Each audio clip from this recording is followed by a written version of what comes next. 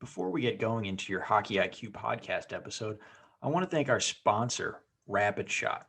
Rapid Shot is the smart shooting lane. It's like a batting cage for hockey players. Very cool. Tracks your shot in three ways: accuracy, shot speed, and reaction time. Easy to use. Actually, I used it when I played and was growing up. Very easy. Simply scan your phone in, select your settings, and start shooting. You can see your stats on the app and online. You can check them out at rapidshot.com. Great small business. I actually grew up with one of the owner's sons and have played with all the family members by now, just in local pickups here in Ohio. Very cool local business. Awesome product. I love it. I know quite a few NHLers have them in their homes. A lot of D1 programs have it at their rinks. So you have to check this out. Rapidshot.com. Check it out. Rapid Shot, thank you so much for sponsoring our podcast.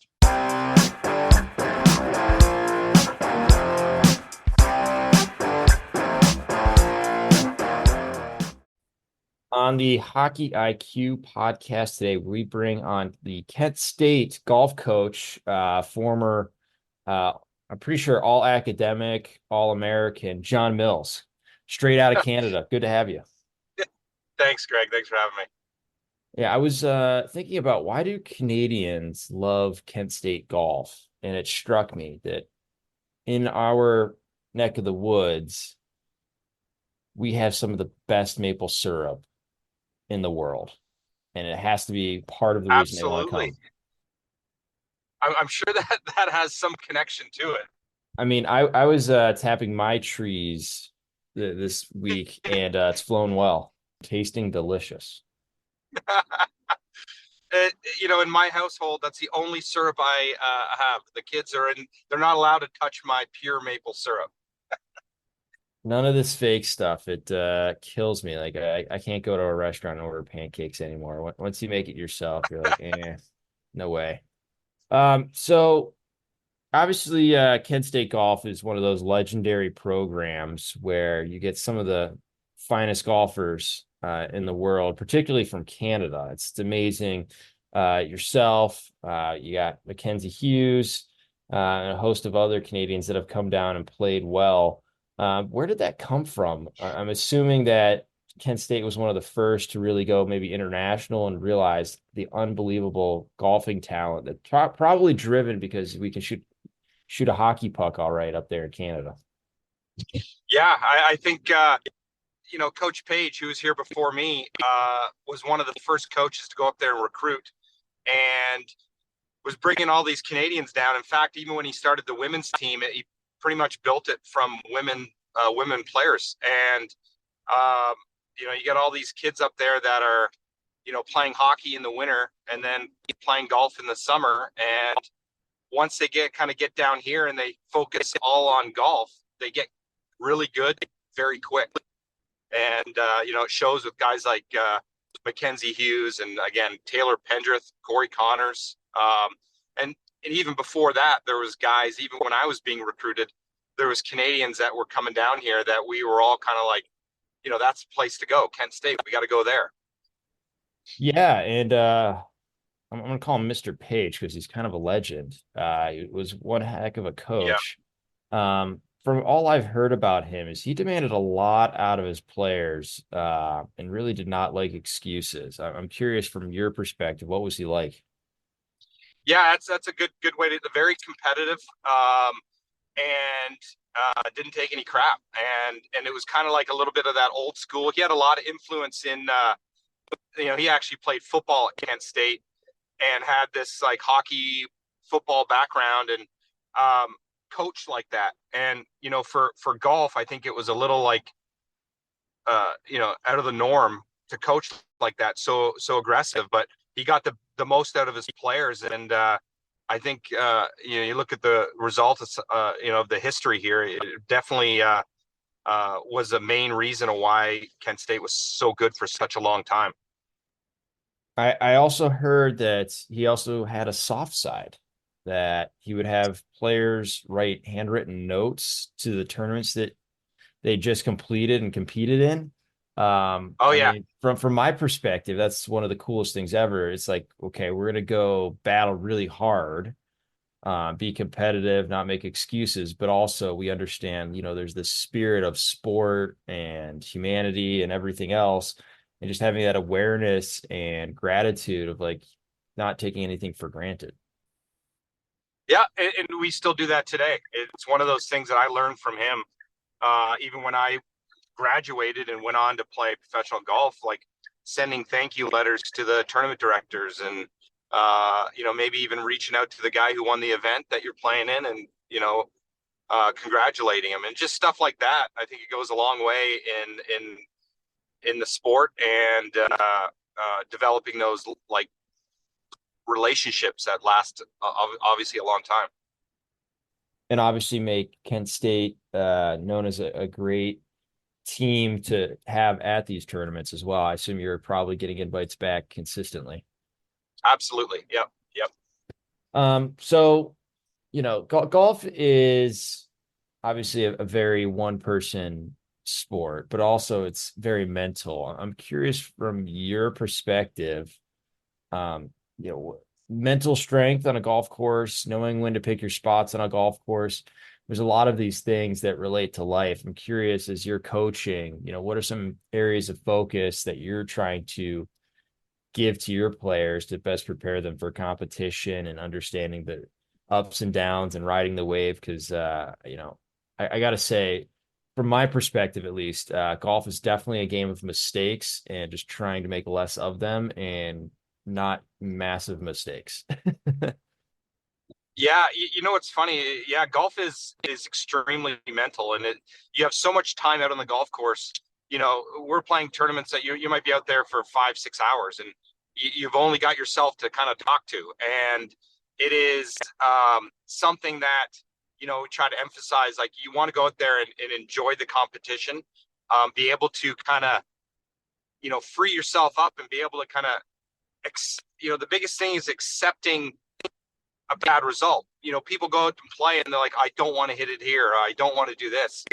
And that's the wrong way to think. You have this body of work of practice and you go into it and you are good with whatever comes out. You're going to try your hardest and you want to shoot your lowest score. But by doing that, you have to almost let go of that control, because in golf, there's very little you can control on the golf course. So don't waste time dwelling on thing too with like, how many guys do you play golf with? And it happens at every level where a guy makes a double bogey and then they get pissed at themselves and it bothers them for a couple holes. And that's the kind of, elite players, elite college players, elite professional players, they don't let that bother them. It's something that they can't control. Why dwell on something that's happened in the past? Yeah, you don't want to let one mistake become two mistakes, three mistakes, and before you know it, it's completely out of control.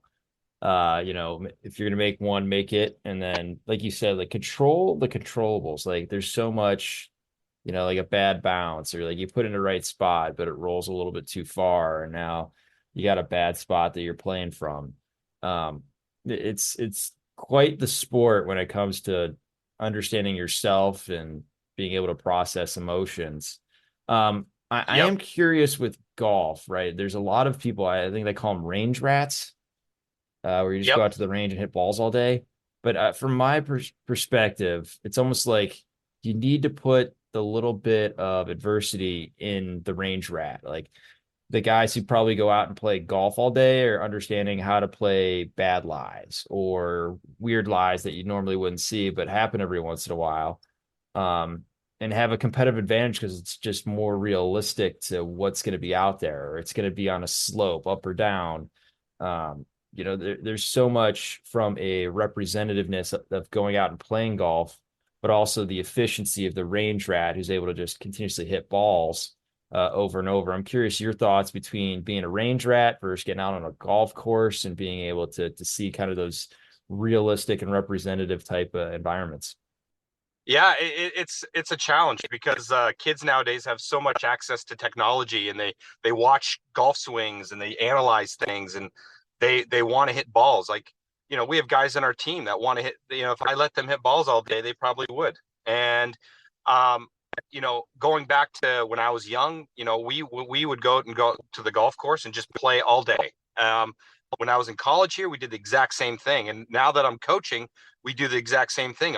The guys that tend to be the better players are the ones that just want to golf every day. They sprinkle in some practice because obviously there's a benefit to that, but they understand the importance of going into play. And like you said, if you go to the range and you beat balls for 4 hours on a flat lie, you have the same wind every single time, you're on short grass. There's too many controllables, and that's not how golf is played. I want to see guys how they handle themselves when they go play golf and they have tough conditions, or maybe they birdie two of the first two holes and they're 2 under, and like, what does that do with pressure, and how do they think, and how do they react to that? And that's how you get good. Every player who's ever come through this program that have reached kind of the next level had that mentality of just wanting to play golf. So how do you best strike the balance between the range versus playing? Or, are you playing 7 days a week of golf plus adding in the range plus the putting green? Like, what does a normal week of a high level golfer look like that's getting prepared for competition? Yeah, it is kind of different with everyone because like everyone's got different needs or things that they need to work on. So, but I like to kind of sprinkle in like, okay, if we're going to go play today, we're going to go to the range and put in a good warm up practice session for, and then we go golf, and then they do a bit of a warm down session, and that way you're still kind of working on things on the range and making sure things are where it should be, and yet you're still playing the golf and going out and just competing and being athletic instead of kind of worried about where your hands are in the back of your swing. So from your perspective as a coach, obviously not every golfer is built the same. Are you going and trying to build technical swings, worried about hands in the backswing and where do we put them? What's kind of your feel for coaching a full team, and it's not just one-on-one with one player, or, you're not just a swing coach. How do you go about helping the players perform at their highest level, from your seat? Yeah, it's interesting because, like, again, everyone's different, and but the one thing I learned through my experience is that you don't have to be perfect. You don't have to have the right. A lot of it is confidence, and so like I don't make swing changes with guys that come in. There might be a little couple tweaks here and there, but real basic stuff because I want our guys to like literally not think. Like, I want you to be able to go and compete and not think. So we do a lot of I'll do certain drills that the team does. A lot of it is competitive based. So whatever we're doing, there's some kind of element of competition within the team, and I want those guys to be competing and wanting to beat their friend and their teammate, and I want them to hate losing. But they're also kind of, the environment is that they're still buddies and best friends. So that's the kind of I just try to get as much competition as possible. Sprinkle in a little bit of the technical, if you want to say, but it's very, very limited. I've seen guys at the tour level win, PJ Tour events with what people would think would be not traditional golf swings, or things that, okay, well, that's a flaw. Well, it's not if you don't believe it is and you have the confidence to go out and use it.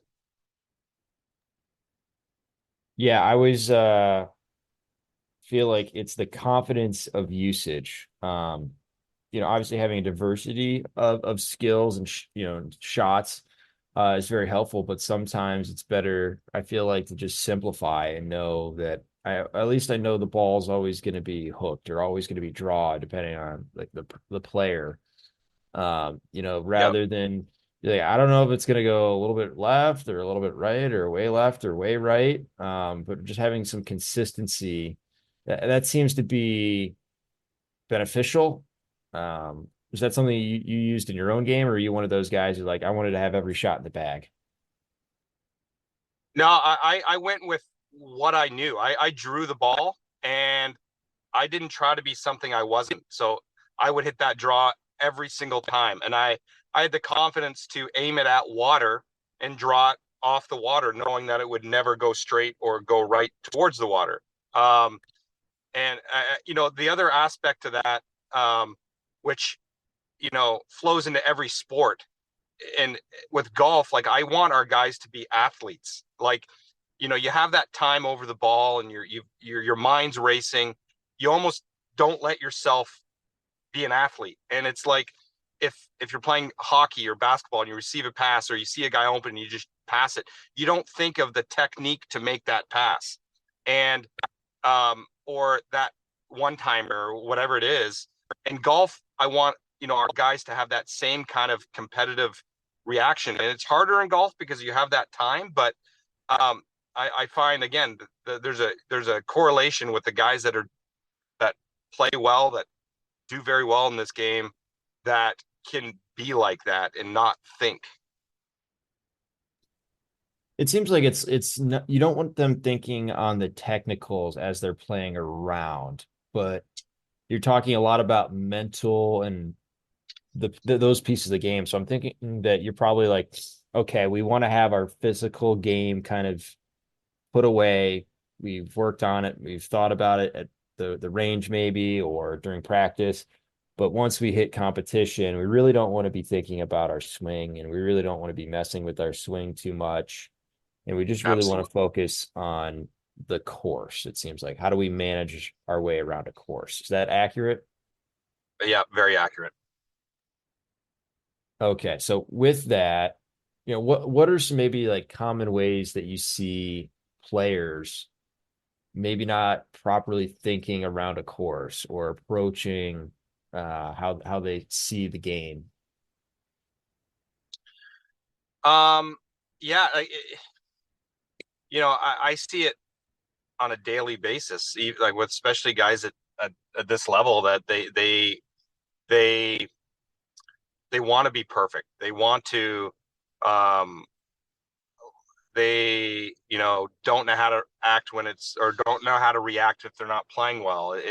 But back to, like, I guess, a technical standpoint, like, guys are always trying to hit the perfect shot or work different shots. And if you look on the PGA Tour, there's only like a handful of guys that actually work the ball both ways. And it goes back to that, I'm going to be great at that draw or that cut, whatever's the most natural shot, and just go with it. And it's just tougher and tougher these days with again, the technology and kids wanting to be perfect, and it's just not realistic in the game.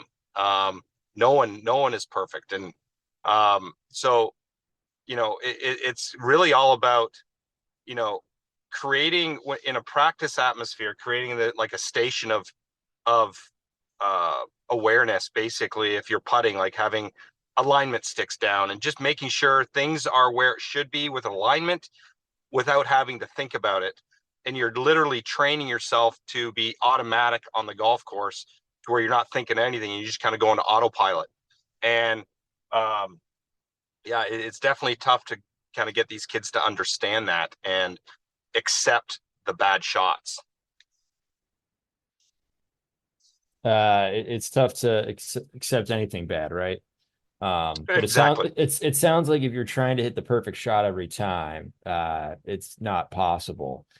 And it's probably more the pursuit of perfection rather than the actual perfection itself that we need to get our mindset into. Like, we want to strive to be better. We want to strive to have perfect. I remember having Marty St. Louis on this podcast, and he was like, yeah, I never played a perfect game. Like, the closest I got was I made 3 errors.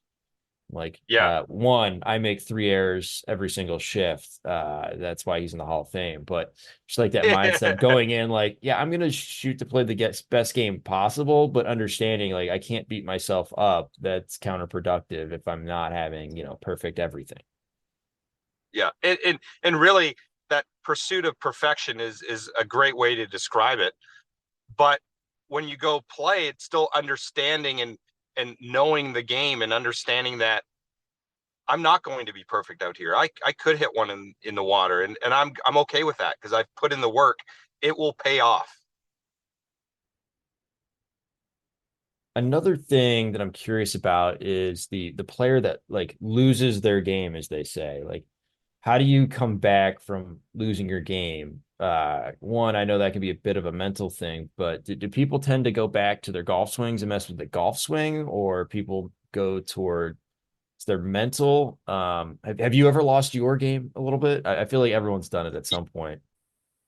Yeah, yeah, and you know, I kind of lost actually a little bit of my driver when I was playing towards the end of my career, and it is crazy. It's like it's that mental aspect of it. Plus, you start to go to the technical side of things, and usually it's a little bit of that, you know, spending too much time on the technical side, and then the mind changes to where you're, you know, you start thinking completely irrational thoughts that don't make sense, and it's this like fight or flight response, and it's that it is it's crazy to kind of go through, and you just it's a kind of a weird, you feel like you don't even want to have people watch you hit a shot. And you know, prior to that, it was like you wouldn't even think of something like that. And but yeah, I see guys, we've had guys in our team that have dealt with that. We've had you know, there's guys like a Henrik Stenson, for example. I feel I've heard stories where he's lost his driver twice in his career, and it's part of the reason why he hits his 3-wood all the time. But he's recovered from that twice. Yeah, I remember there were tournaments where Tiger just would not, like, he'd refuse to take his driver out of the bag. Yeah. Um, yeah, okay. So you think most of it's probably mental rather than technical, and kind of just letting your body find the club again, or the swing, or whatever the issue is when you lose part of your game.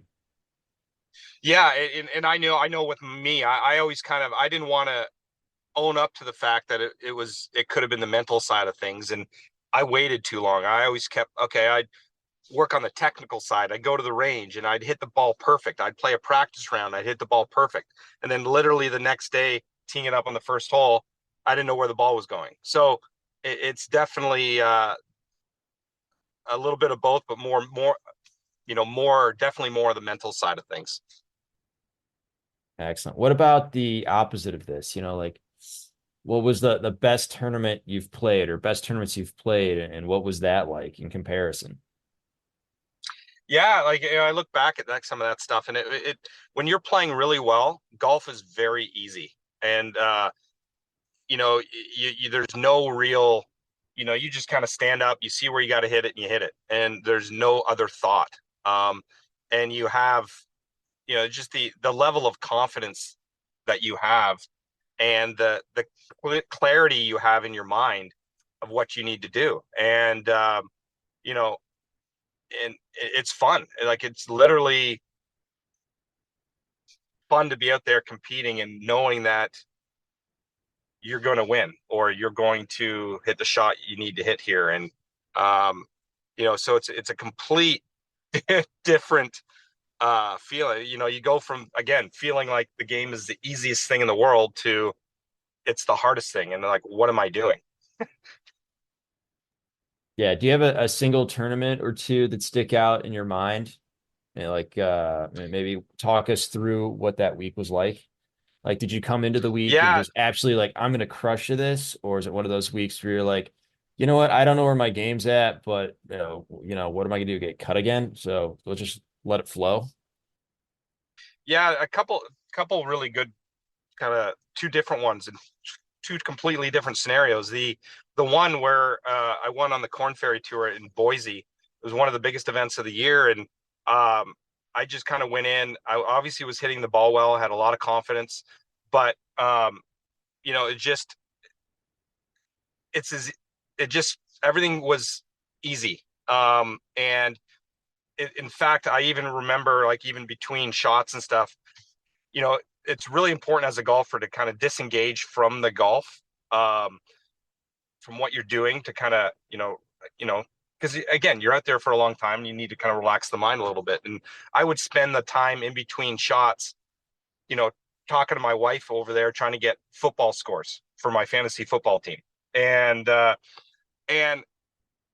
it was so fun to be out there. And again, it felt easy. And, I think I shot for the tournament, 21 under par or something like that. I remember finishing like eagle par birdie to win by, I think, 1 or 2. And it was a great experience, the pressure of the situation, but it was like loving the pressure of it and the excitement of it. And the other kind of scenario that happened when I was on the PGA Tour, I was playing in Milwaukee, and going into the tournament, I was actually hitting the ball the worst I had ever hit it as a pro, to the point where my caddy and I were sitting there kind of laughing going to the first tee, like, okay, well, we'll see what's going to happen. And I ended up being in the final group on Sunday, and it was the closest I'd ever come to winning a PGA Tour event. And that was a big eye opener, understanding that you don't need to be perfect, and you don't need to have that kind of, I guess you want to call it the A game or whatever it is, to win. And looking at that week, it was more of an acceptance of, I'm going to go in, obviously, I'm going to trust whatever I've got, but I'm also going to just accept everything. And that acceptance put me in a completely relaxed state to where I could go out and just play golf and enjoy it. And that's what, at the end of the week, look, you're sitting there having a chance to win. So that's kind of, it was definitely an interesting experience. That's amazing. I love that. The thing that sticks out to me from that is just like enjoying the emotions itself, like understanding that emotions are going to come. And I feel like, and I've heard this from a few people, like all emotions are pretty neutral. It's just what your perspective is at that moment, if they're good or bad, and your ability to enjoy them or hate them. So the fact that you're able to just kind of like enjoy the emotions, probably the good and the bad of the round, it's kind of like life, there's ups and downs, there's good shots, bad shots, good lies, bad lies. Some shots turn out great, others not so great. And just having acceptance of where you are, like the people that seem to have that level of ability to accept just it is what it is, tend to be the people that come across as relaxed and in control of what they can control, and just letting life flow and hitting almost like that flow state of like, yeah, it is what it is. But I love the fact that you were checking golf scores or fantasy football scores while you're throwing up one of the best rounds you've played in golf. That's awesome. Absolutely. And I look at that as, that happened my entire career. Like Omaha, I shot my lowest competitive score. I shot 60 on a Saturday of the tournament, and I'm put myself in the lead. And it's the same kind of thing where like I find those distractions. Like, I love nature, so I'm like sitting there, walking and looking in ponds for fish and all that kind of stuff. I'm distracted by that in between shots and yet focused. And I think there's a lot to be said about that. I think it's really, and going back to what you said about like level of acceptance, but there's a competitiveness in it. Like I hate to lose, and I absolutely hate hitting a bad shot, but there's that acceptance. It's not there's a fine line of that acceptance. I'm like, oh, I hit a bad shot, or I don't have my game today, I can't play well. I can accept that. No, that there's a competitive component to it as well. And this inner drive that you just have to play well, but the acceptance, it's a weird thing where you kind of justify yourself to yourself in golf. And it's part of the reason golf's such a strange thing, where there's I'm kind of going off on a tangent, but like guys that I've come across that are really good have this kind of blind acceptance or confidence, and it's illogical of their confidence. Like I've known guys that are they're great putters. They think they're great putters, but you watch them putt and they're awful. And it's just crazy how that kind of works. Yeah, and I'm starting to get a picture of what kind of golfer you were, which was like internal fire was burning, but externally everyone would probably think you're pretty relaxed on a golf Yeah, course and well behaved. But inside you were absolutely. just burning to like hit the best shot possible. Yep, that's a great way to describe it. Um, the thing that we kind of keep touching at that I really want to draw to the forefront is just like that idea of having confidence, but also having the understanding and honesty with yourself to respect yourself about where your game is, what you're trying to work on, and having that ability to self-correct well. I feel like in team sports we don't talk about this much, but when you get to an individualist sport where it's more on you, just having that ability to improve is super critical. And the best way to do that is have the confidence of like, yeah, I may not be where I want to be, but I'm working towards it and I know I can get there. But also, okay, here's where this, deficiency may be, and being able to have that self evaluation be very good. It seems like when things Yeah, go bad is when that self evaluation is way off kilter, and it's like you almost have to have a like a come to Jesus moment with the player of like, yeah, the person you think you are, the player you think you are, is not even close to what you're putting down on tape, or the scores you're putting in. yeah, and the confidence, like, yeah, as a player, you kind of understand what you need to work on, how you need to get better, but there's still this inner belief on, you're in your own confidence and like what you can do, and you're pretty on a one track mind of like, okay, this is what I got to do, this is what I'm going to do. Like for example, like I had this belief even when I was young that I was going to play on the PGA Tour, and nothing was going to deter me from that. And every step along the way, whether it was good or bad, was just part of the process. And I again, I never once varied. Like coming to college is like, okay, that's just one of the parts that I need to do to get to the PGA Tour. And I just kept getting work, had that belief. I kept getting better every year, and then I turned pro, and I'm like, okay, this is the process. This is where I need to go, and to get to where I need to go. And that was kind of my mentality the entire way. And I never doubted the process at all, and it gave me a lot of confidence. So I've got some things that I want to focus on with the program that you've created or taken over and taken to the next level from the legend, Mr. Page. Your teams have consistently been all academic, which I think is amazing. You can marry great sport performance with great academic performance and preparing for the next step, especially with golf. Like, very few make it one, and if you do make it, you're your own business. So I think there's a big component of being quite smart about building your team and your affairs and all of that. But there's more than just showing up and doing the golf. Another thing that I've heard about your team is about the players themselves actually clean their own facility rather than having a janitor come in and take care of everything for them, Yeah. and the benefits to that. So I'd love to hear more about that. And then I've got a few more.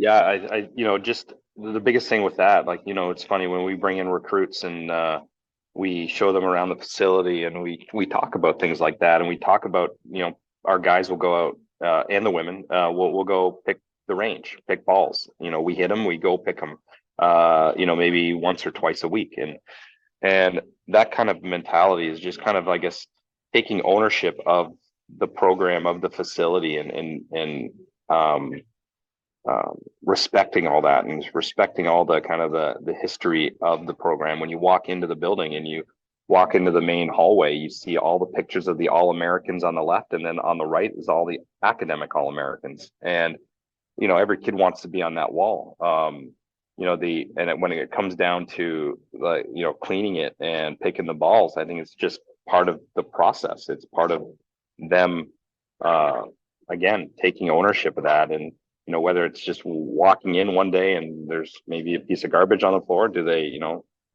you have pride in the program to pick that up and throw it in, or do you just leave it there and hopefully let someone else pick it up? And I think that's important aspect of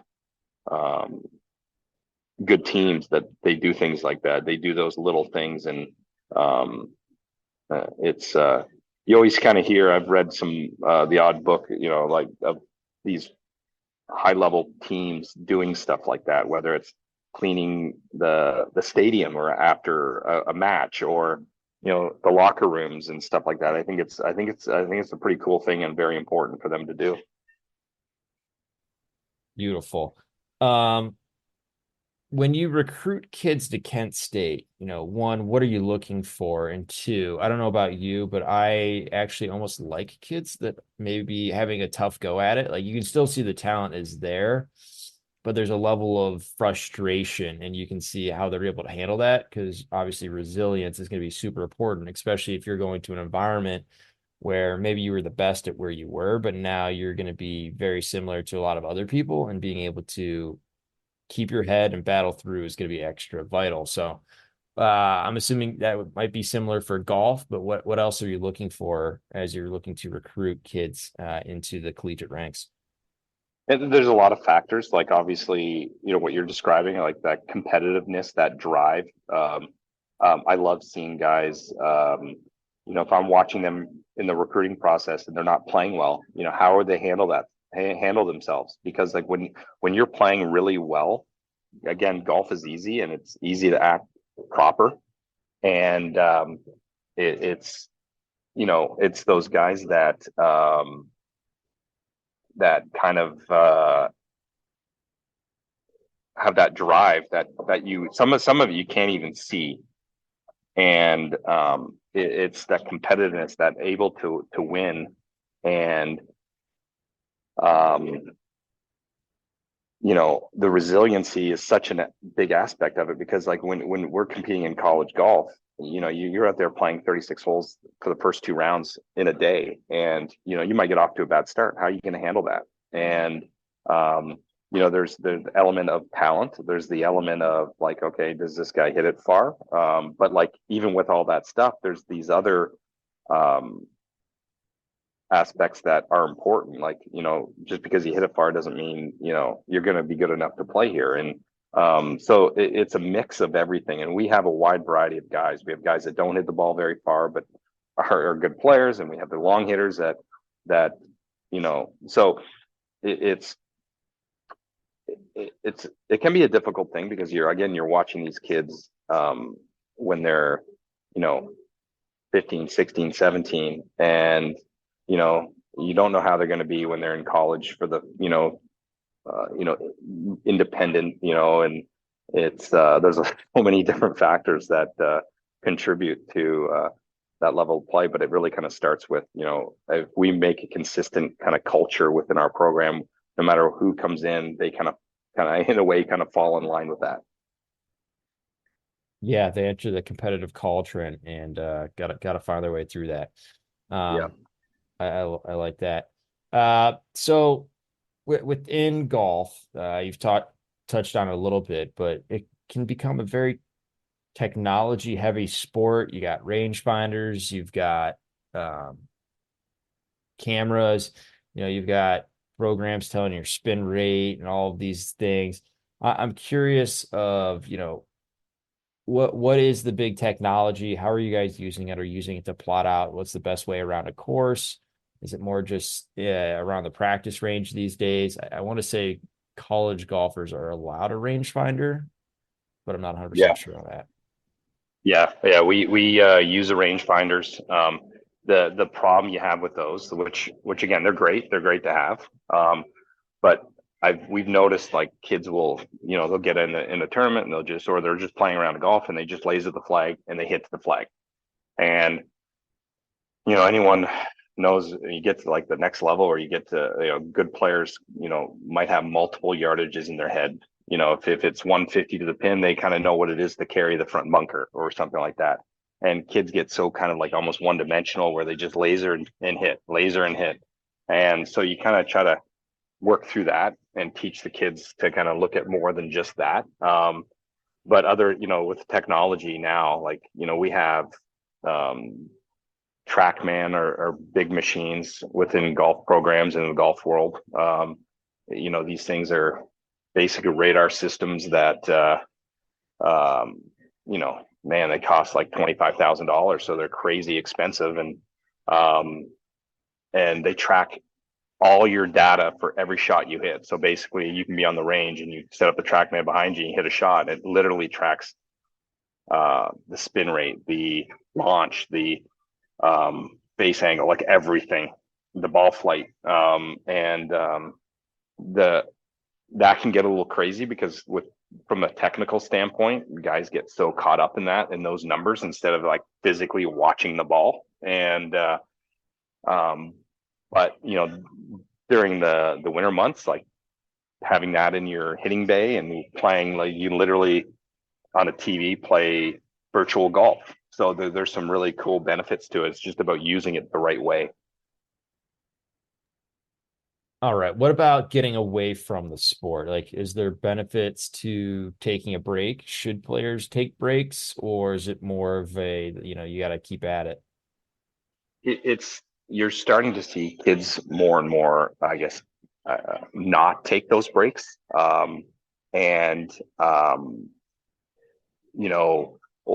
Kids that are, again, like kind of one-dimensional with the sport. So they played golf at a young age and they maybe were pretty good at it. So they're like, okay, I'm going to play golf. I'm not playing any other sport. I'm not a big fan of that. I want kids that play multiple sports. That's another kind of recruiting thing where, like, I love kids that play all these different sports. But the break, again, everyone's a little different with that. But like, I lived in Pennsylvania throughout my entire career.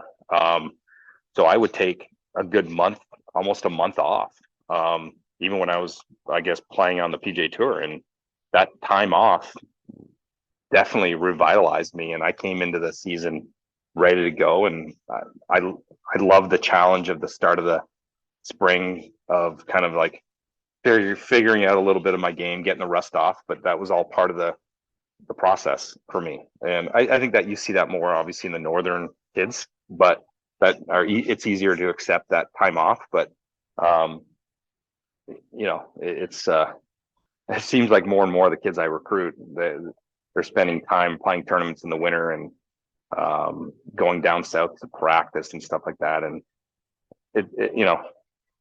it's good, but it's also I think there's some negative to it as well. Yeah, I liked what you said. There was like a refreshment and excitement about coming back when you did take the break. So there's probably some benefits to just your body being able to reset to normal daily life, but also that excitement of actually getting back into something that you enjoy and avoiding burnout, which is a very real thing. I know we see a ton of it in hockey with these players that at age 10 and under or 12 and under are just playing year round. They're playing all these select tournaments because they're getting the invites and whatnot. And a lot of those kids fall off. Some of them do persevere, but I was looking back with my brother who played a ton of AAA hockey and did some of those tournaments. A lot of players that my dad would circle of like, okay, these were the best players, actually fell to the wayside and they're not playing anymore, or like their careers were extremely short versus kids that were further down would have a lot better careers that didn't play hockey year round or play other sports, and all the benefits that obviously come with that. I'm curious from your perspective, what are some things that you take from golf and put on a hockey rink when you go to play hockey, or what's some things you stole from hockey and use with your golf game? That's a good question. I don't know. It's kind of, I've always kind of just,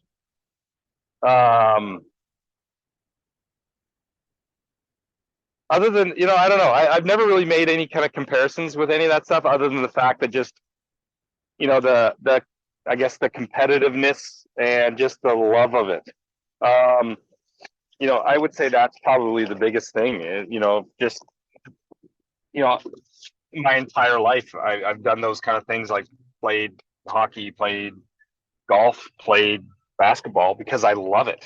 And I love just being out there. And whether it's golf, just kind of walking out there, hitting shots, or hockey,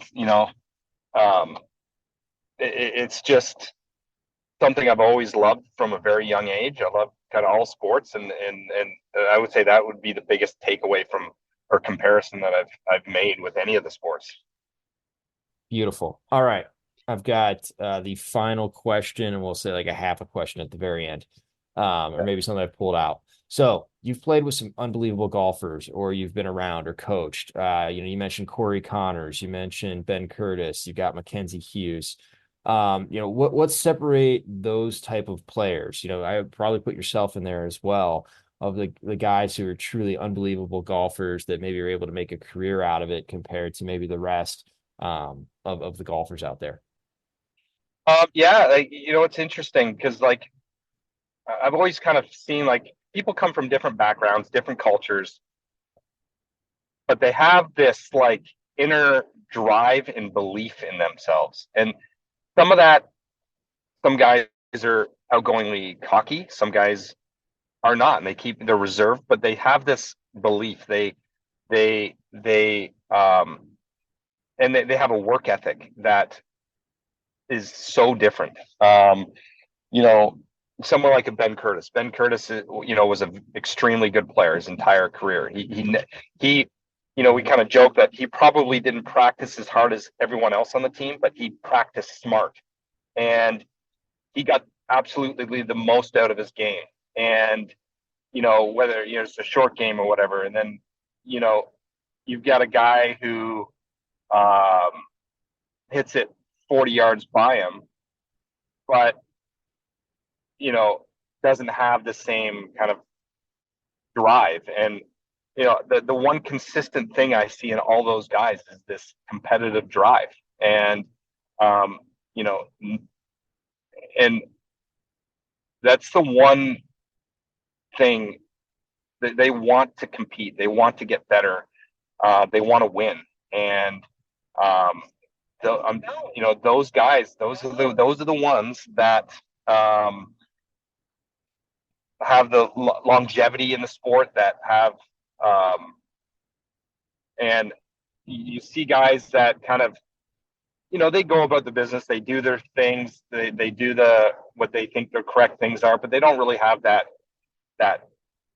drive. And it's tough to kind of identify, because you see guys do things that you're like, oh, how's that guy doing that? Well, it's something inside him. He just is determined and almost wills himself to do it. And it's pretty impressive once you see it. And it doesn't come along very often. That's why you don't have all these players turning pro and making it to the PGA Tour or winning on the PGA Tour, because it's hard and you have to have this unique drive. Wow. Thank you for sharing that. That was really cool to hear the answer on that. Down that same vein, you were kind of a player that would inspire others. I know that now multiple PGA Tour winner Mackenzie Hughes was inspired by you when he was a young golfer. I would love for you to share that story. Yeah, it's pretty interesting. For me as a golfer, I'm going through I don't realize, maybe I didn't realize the impact you have on some of these kids. I tried to go always out of my way to kind of, if I see kids in the crowd, giving them golf balls or giving them a signed glove, just things like that. I love doing. I love putting a smile on those kids' faces. And I know at the Canadian Open one year, it was a practice round, and there was a connection with my coach and Mackenzie Hughes, and Mackenzie ended up basically letting him carry the bag for a par 3. And I never even really thought too much of it. And then down the road, you hear this story, you hear Mackenzie talk about it, you hear, he comes to Kent, and it's just pretty cool that you might have that kind of a little bit of an impact on someone. And, obviously, what Mackenzie's done, winning two PGA Tour events, and what a career he's had at Kent and at the professional level. it's kind of cool that, you might have this little speck of help along the way, if that makes sense. And it's definitely rewarding. And now as a coach, you try to have this kind of influence on these kids that they, make the right decisions on and off the golf course, and things that, hopefully they go on to, whether it's professional golf or professional business world. You hope they're successful, and that you have a little bit of you can contribute something to them. Yeah, it takes a village, but there's lots of little moments where we can inspire, give confidence, hope, belief, etc., whatever it is. Truly amazing. And the last thing that I wanted to touch in, and I'll let you bring up anything you'd love to talk about, is just the idea of kind of what you've talked about, which there's so many ways to play the game. For golf, it's more about, do you have an effective swing that can hold up under pressure? And I think there's a lot of similarities to that, to ice hockey and life, of, many ways to play the game of life or play the game of hockey, but having something that you can have confidence in that will hold up under the pressure and the rigors of life, the sport, etc., are super important. So I'll just make that comment and then leave the door open for you. Yeah, no, it's always kind of interesting, kind of reliving some of the stuff and talking about the process, because I don't do it enough. And there's some golf is a sport that has such an impact on lives, and your own life. Like, someone who plays golf, whether they're a pro or not, you can do it for a lifetime. And the relationships you meet, you develop on the golf course, can last a long time. And to me, it's just a great sport, and it's something that obviously I love playing. And it's something that, again, anything you can do for your entire life, you should get in it. So golf and hockey, lifelong sports where you get to learn about yourself, develop yourself in very positive ways. Absolutely. Definitely hoping hockey might not last as long as golf, depending on, it's you're always a little worried about injuries and stuff, but it's something you just absolutely love doing. Yeah. Well, hey, I see you're still getting out on the rink. So, it's still a lifelong sport out there. Absolutely. Awesome. Well, Jon, feel free to add anything, but thank you so much for coming on. This was a fun conversation. Really appreciate your time. Yeah. Thanks for having me.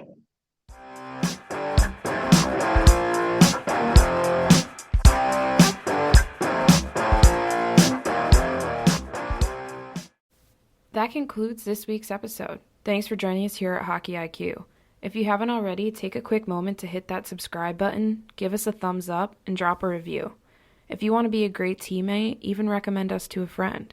You can follow us at Hockey's Arsenal on Twitter and Instagram.